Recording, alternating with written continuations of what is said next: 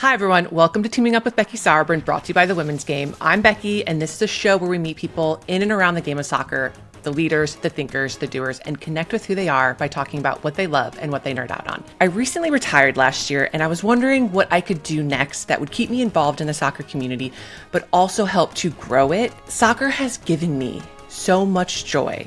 And I want to spread that joy so that everyone can experience how awesome the women's game is. Soccer is the first place where I really felt like I belonged. And I was a shy kid, pretty awkward. I was into video games and cat stuffed animals. And soccer was that first place where I made connections, and I kind of saw that nerdiness in me reflected in others. I met lifelong friends in my teammates where we would go out of our way, 2.5-hour drive just to see a Mayan pyramid in Mexico. Or we would take a day trip to Sevilla, Spain, and try piri piri chicken for the first time. And hey, we're going to stop and buy ceramics on the way. We called ourselves a nerd squad, and it was a badge of honor. That's what we're kind of going for with this new podcast, that you leave each episode feeling like you just made a new friend. And all the guests on the show are people doing amazing work in the soccer community. We're talking about investors and owners and broadcasters, culture builders, social activists, all these people that are pushing the game along and bringing along the people who love the sport with it. Soccer brings us together, and our nerdiness connects us. So come team up, join our nerd squad. New members are always welcome. Which brings us to today's guest. We're teaming up with one of Hollywood's strongest forces, incredible actor, acclaimed producer, and legendary director. It's Elizabeth Banks. Whether you know her as Effie Trinket from the Hunger Games movies, director of Cocaine Bear, or the host of Press Your Luck, Elizabeth is all over the map in media, captivating audiences with her hilarious wit and charming personality. Not only does she dominate in the TV and film industry, but she's also a part of the all-female-led ownership group of the NWSL expansion team, the Boston Legacy. Women's soccer is so fortunate to have a passionate and experienced leader like her in the league, and I am so grateful that she made the time to come on the show and talk to us about her journey through the industry and what it means to be an impactful leader, and how, of course, everything led to her bringing a soccer team to her home state of Massachusetts. Enjoy my conversation with Elizabeth Banks. Elizabeth, welcome to Teaming Up. This is truly an honor to have you on the show. Thank you so much for being here. Hey, Becky, congrats on the podcast. Thank you. Appreciate it. And all your incredible success leading to this moment. Oh, well, I appreciate that. There is a lot that I admire about you. Above all, how booked and busy you are. You're involved in a lot of projects at the moment. You have your production company, Brownstone. The 6th season of Press Your Luck just finished airing. Have you always been someone that finds enjoyment in staying busy? Yeah, I for sure do. And I also found that for most of my life, I really thrived with stress and like pressure. Like I liked having deadlines, and I find that to be very invigorating, less so as I've gotten older and my body is less able to actually process it. I've had what I call like a go-go engine since, I was born with this. Like this is how I'm activated. I don't take naps. That's like a big thing. I think people love naps. I've never been able to take a nap. I just don't want to shut down during the day. I'm like, I get my sleep at night like normal people. I don't know. I don't need, who gets to nap during the day? Who are these incredible people taking naps? Yeah. Like I'm so jealous, I guess, but also like, how? It makes no sense to me. I don't know.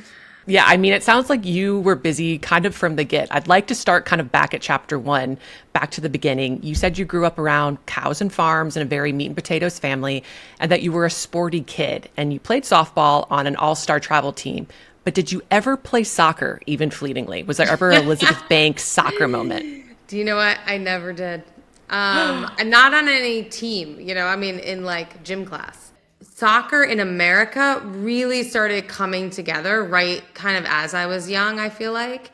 And, in the same way that like lacrosse and there's all these sort of like snowboarding, for instance. Like when I was born, there was no snowboarders, There have been a lot of sort of incredible sports that I think have really taken off. And soccer was one of them. And I think I just missed the boat a little bit on that sport. My dad is also loves baseball. He grew up on baseball. So baseball, softball in our family was the real family sport. And that's what I was drawn to, was doing something that my dad and I could also like play catch every day after school. It sounds like your journey into acting was seemingly due to divine intervention, because one softball practice left you with a broken leg after a bad slide into third base. So you turned to the school play, you hid your broken leg under the costume robe of Pontius Pilate in your school's production of Jesus Christ Superstar. Yeah. So the door to acting was open. So softball field to a theater stage, maybe not the most expected route to finding your calling, but what spoke to you about theater and acting that got you hooked? I felt like it was a team sport. So, in the same way that I've been playing sports and, I've been doing like a little basketball and really focused on softball. And once I broke my leg sliding into third base, it was really off the table for me. And I needed something else to do after school. And the idea of going with a group and sort of putting on the show and getting the applause and feeling the pressure, of a team sport, of like, you can't let somebody down. You can't drop your lines. You got to hit the notes, you do it together. I felt like I was getting a similar experience from working in theater that I had on the field with my teammates. So I'm totally fine playing soccer in front of thousands of people, but put me on a stage or in front of a small group of people and ask me to talk about literally anything, and I will start sweating. I think it's a Pavlovian response at this point. Like, I'm sweating a little bit right now. Did it come naturally to you, like being on stage? It kind of did. What's so interesting is I started out as a very confident singer. I was like in the choir and I sang at church and I would get solos, and I loved, back in the day, this was like Whitney Houston, we would go to sleepovers and we would all want to sing, Whitney and like Mariah. But I was a confident singer. And so doing solos, getting up there, I got a lot of feedback that I was good at that. That made me more comfortable than, for instance, standing in the batter's box and like praying that I didn't strike out. Do you know what I mean? Like, you and I are the total opposite. Total opposite. Like being on a field, feeling the pressure. I feel like, yeah, we're total opposites in that way. I think we'll all ponder a world where you could have been a professional softball player, but softball's loss is the film industry's gain. You starred in some of the biggest movies of the past 20 years, like the Hunger Games franchise, Pitch Perfect, the Spider-Man trilogy. You've played a vast range of characters, and in many you don wigs, makeup, costumes that are so specific to the world of the film. And I've always wondered whether that helps you disappear into your characters. Like, what makes you feel connected to the characters? Well, every job is a little different. So sometimes it's a hair, makeup, wardrobe thing that really clicks in and puts me there. Other times it's like a pair of shoes or an accent or my fellow actors or the environment, like you're playing somebody in jail and you're kind of like, all right, what's that going to be like? And then I do research and I go stand in a jail cell in a real jail in Pittsburgh, Pennsylvania. And I'm like, oh yeah, I never want to be in this. Okay, got it. I feel what that is like. And that felt terrible. So it could be anything. Specifically for Effie Trinket, for instance, that's a big one. Gail in Pitch Perfect, her crazy outfits and hair always help just feel like that's the tone of her. They're the most ridiculous sort of clowns in those series, her and John. So like there had to be something there. I feel that, because even with soccer, I would have a very specific braid that I would do to my hair. I would put some pre-wrap in, and I knew it was like, okay, it is go time. It's game day. Yeah. It is game day. Yeah. But before you donned the franchise wigs, you were finishing up school, getting your first acting roles, and it was also around this time that you started your own production company, Brownstone Productions, which you founded with your husband, Max. Was there a moment in an audition or on a set where you realized that you didn't just want to be acting, that you wanted more autonomy or more influence over the process? I remember specifically being on the set of Spider-Man, and I can remember watching Sam Raimi, the director, who's an incredible director of so many really awesome movies, but he was setting up a shot with our DP. His name was Bill Pope. And I remember sitting there going, well, if it was me and I was setting up this shot, I would put the camera over there and then I would pull out and I would da-ba-ba. And that's the exact shot that they set up, right? And I thought like, like maybe I do know something about like how to frame up like some dialogue, maybe there's something to this directing thing at some point. Like I am learning and taking things in, and I really learned a lot on sets. I mean, by the time I was directing Pitch Perfect 2, besides having produced the first one and been there for every minute of that production and how it worked and how we put all that music together, and I got to collaborate with a lot of the same team, I had a real head start, I guess I would say, when I started directing. Establishing Brownstone was a big moment in your early professional career, where you made it very clear that you were a leader. You weren't afraid to forge your own path, make your own space for your goals and aspirations. And I think it takes a lot of courage to command a room and express your creativity. On the teams I was fortunate enough to captain, it wasn't easy for me to transition from being a role player to a leader. Being looked to for direction, for decision making, it's a weighty thing, and one I took great pride in, but it would also keep me up at night wondering if I was doing the right thing. I also have a little bit of an imposter syndrome, a little introverted, so other things that I needed to work through. But how would you define your leadership style? And have you ever felt the nerves of having, 1,000 eyes on you, making sure that, you're doing the right thing and guiding the ship in the right way? In terms of leadership, and I bet you were similar to this, it was a lot of lead by example, right? Mm-hmm. Like put in the hard work. I'm sure part of the reason you were captain was you knew how to work hard and you knew how to set sort of standards for people. And I feel like that's what I rely on is I know nobody's outworking me. If I'm on a set, I'm never late. I'm always on time. I don't want my crew to think I'm disrespecting their time ever. I also feel the pressure of like, there's never enough time and money to do anything. Right? So I set high standards. Like I want people to work up to their, like the best of their abilities. So yeah, I would say leadership by example is sort of the number one rule for me. And then delegate. I think it's really hard, especially for women, to feel like they don't have to do everything themselves. And I have found that empowering people to get a job done without much of my input or just being like, just like steps along the way, knowing what a real crisis is and when I have to be involved and when somebody else can handle it. It's a huge weight off your shoulders when you put together a great team and find people that you can rely on to do work that you shouldn't be doing. It's just that's not the best investment of my personal time. And I've really had to pull back and figure out like, okay, what is an hour of my day worth?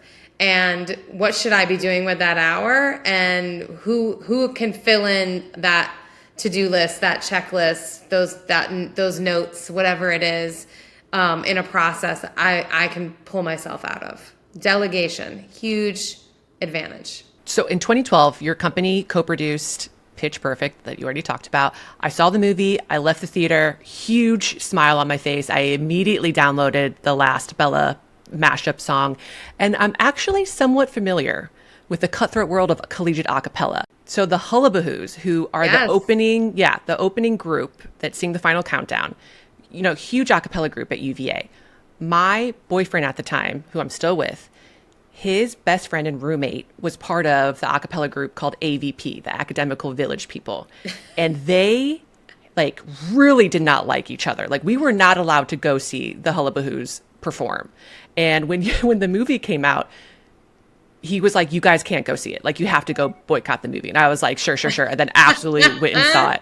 So it is like two sports competitors, like really going at it. Like they really want to be the best on campus. And I love that really came off in Pitch Perfect. We structured Pitch Perfect like a sports film, right? Like it was the Bad News Bears, but with singing women instead of, these baseball players. You had to get the gang together, the team together. They have to practice. We thought about Rocky when we were putting together the training sequences and right. And then they go up against the other teams. It's very similar to what I was saying, thematically about the feeling like I was on a team when I was doing, theater arts, even though it's very similar. And so that's how we structured the movie. Like, I think a big part of the success, really, it's that it was a competition. It was a competition show. It is all about that collegiate, a cappella, competitive, exactly what you're saying. Like, you can't even like be around them. It's not allowed. You've tackled 3 big roles in the movie-making business: actor, director, producer, sometimes being all those things at once. And if you weren't wearing enough hats already, last year, you acquired another one, this time with the crest of an NWSL expansion team on it. You are a part of the all-female-led ownership group of the Boston Legacy. But interestingly, this was not the first soccer club that presented you with the opportunity. When LA's NWSL team, Angel City FC, came on the scene years ago, you were invited to invest in that club, but turned it down because you didn't feel authentically connected to the city. Massachusetts is your home. Was it the location that made the opportunity so intriguing, or were there other factors that went into your decision? There were a few factors that went into it. For one, like I said, I did not play soccer growing up. So my connection to the literal sport is I'm a fan, right? And especially of the women's national team. But I felt Angel City, which is an amazing organization, and I certainly want to learn a lot of lessons from them to bring to Boston. Boston, Massachusetts, I really feel at home. When I land at Logan and I come through the tunnel, it's like, those are my people. It's how I grew up. And what I really loved first was the all-female leadership team is incredible. Jennifer Epstein, who's leading it, her family has had the Celtics for years. They just won a huge championship. I think she's really dialed into like the sports culture of Boston. I really love the idea that it was going to be community-based at White Stadium. The whole greenway there in Boston, I think, is an incredible project. And I just love the notion of just doing something really for the community, like for sports fans in Boston, in their own stadium, for women and girls in particular, in a place with this incredible legacy. And like, what could that look like? They'd tried a little bit before, so I don't want to dismiss like what had happened before, but I do think so many lessons have been learned about how to build a team as frankly, a global entertainment brand, which is what I'm hoping we bring to Boston as well. But it's about the fans. Like, you go to this state, you go to the Portland Thorns, or you go to Angel City, and like the chants and the shirts and it's such an event for people. And I really feel that in the environment and the entertainment environment, especially that we're in right now, people want to go and have an experience. And this is something you could do with your family, with your kids. It's multi-generational. It's very diverse. It's international. So I just thought, like, what an amazing thing to do. And the stadium really sold me because it's only the second stadium in all of America, WNBA or NWSL, that is being built specifically for a women's team. And that just feels like the level up that women's sports deserves. And I felt like Boston was just a great place to do it. And I'm just excited for to go with my sisters and my cousins. I'm so glad that you brought up chants, because I'm going to hate telling you this, but I think you're going to love hearing this. You led the 3 clap for Angel City back in 2023 for a historic match against the Portland Thorns, who just so happened to be the team that I was playing on. And so we were fighting for a shield. Angel City was fighting for a playoff spot. We got our asses kicked 5-1. And the energy, it was like 5-0. Okay, 5-1. We scored 1. Okay. We got 1. I remember that very distinctly. The energy at the stadium was electric for the entire 90 minutes. So thank you so much for leading that. But you mentioned before, you're looking forward to these traditions that, Boston Legacy will start. Do you have any particular ones in mind that you'd like to start with the Legacy? Is it going to be like throwing Sam Adams beer at the opposing team's bus or something? Gosh. Or we're going to elicit ideas from the community there. Do you know what I mean? Smart. Really, I think that's where it has to come from. It's like here you go to stadiums and they have mariachi, because this is LA, and that those are the fans. And so I'm excited to see what people come up with. We're gonna go to fans for chants and for whatever it is. LAFC has the is it an eagle? Not an eagle. What is it? A hawk or something? Yeah, some sort of a predator bird. Falcon? Yeah. I think it's a falcon, maybe. Although there are falcons, I don't know. But like, what does that look like in Boston? I think that's going to be really interesting to figure out. Does it involve a duck boat? I don't know. We're going to figure it out. Yeah, I mean, I feel like people from Boston and Boston sports fans are so proud of their city and their teams. And the initial announcement for the club received mixed reviews regarding the name and the branding and the launch video. But since the relaunch under a new name, Bostonians and women's soccer fans seem so much more excited. And I get the feeling that once the city is behind a team, they're really unlikely to change their mind. How do you hope this team will match the intensity of its supporters of its city? Well, first, I think it's important, we're recruiting players right now, and it's really fun to bring such an interesting, diverse group of women players. And every single player is a leader, right? These are like the top women in the world that are coming to play in Boston. I mean, we're getting loans from like these, international teams, these big clubs.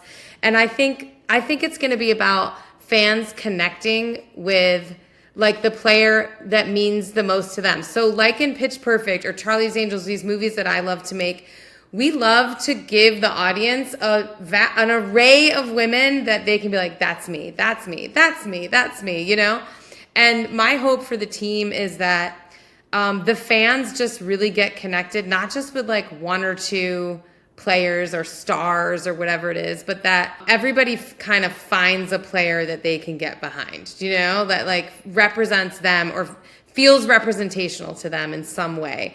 I think people like to see humans exceeding at like the highest level that feels a little bit like it could be them. That's the aspirational aspect of sports in general.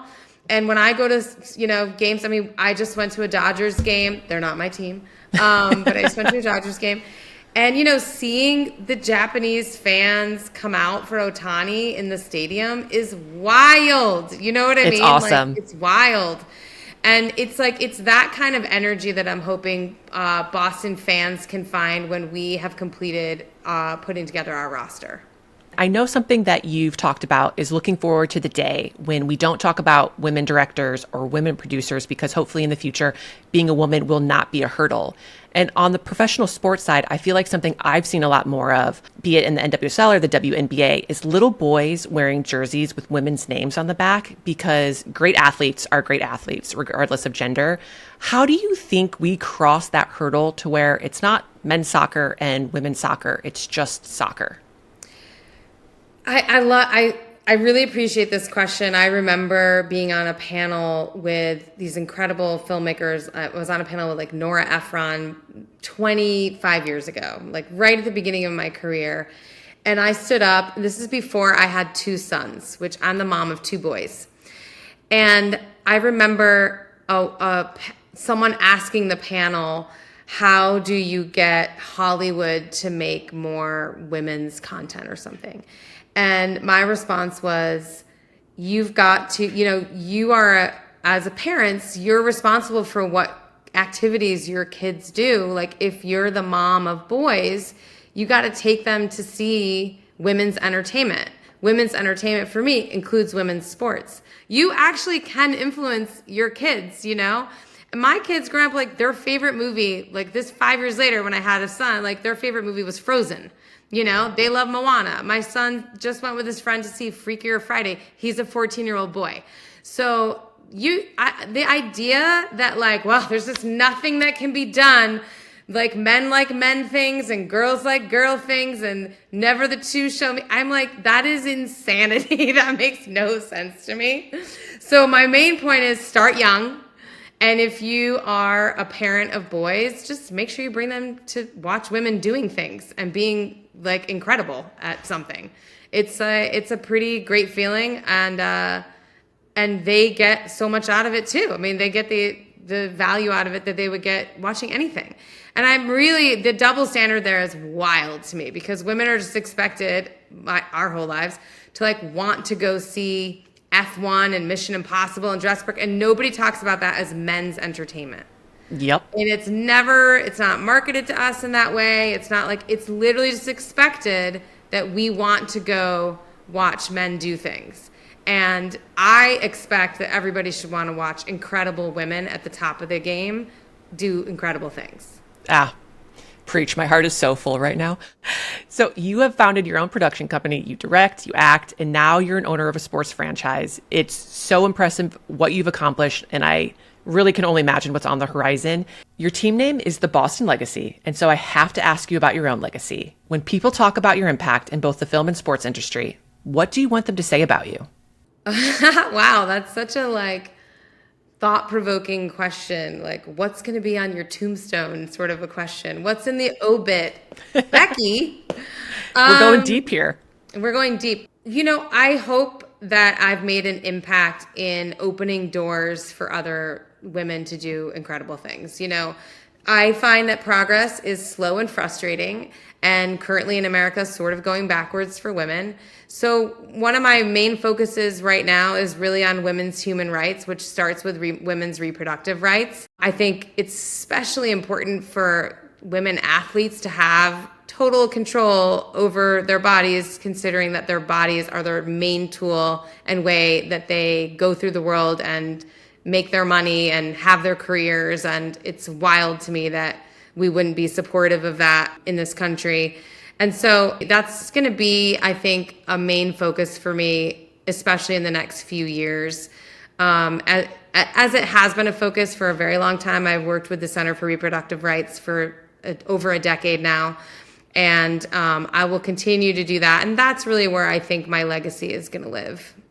Thank you so much for taking the time to be on the show. I'm so glad we had the opportunity to connect. What upcoming projects can our listeners look forward to from you? Oh my gosh. Well, I have a new show coming to Peacock this winter called The Miniature Wife that I'm really excited about. And if you haven't watched The Better Sister on Amazon, please stream it today. Okay. So the idea of teaming up came from a little thing called the Nerd Squad, and we like to end the show by asking our guests, what have you currently been nerding out on? And it can be a piece of art, a genre of media, a book series, anything that's really piqued your interest. What are you nerding out on right now? I am nerding out on two things right now. Number one, the New York Times just introduced a new game called Pips. Do you know about this? It's like a domino game. No. It requires a math brain that I am trying to be good at, but I'm not very good at it yet. So I'm obsessed with the new New York Times Pips game. Check that out. And the other thing I'm obsessed with is Padel or Padel.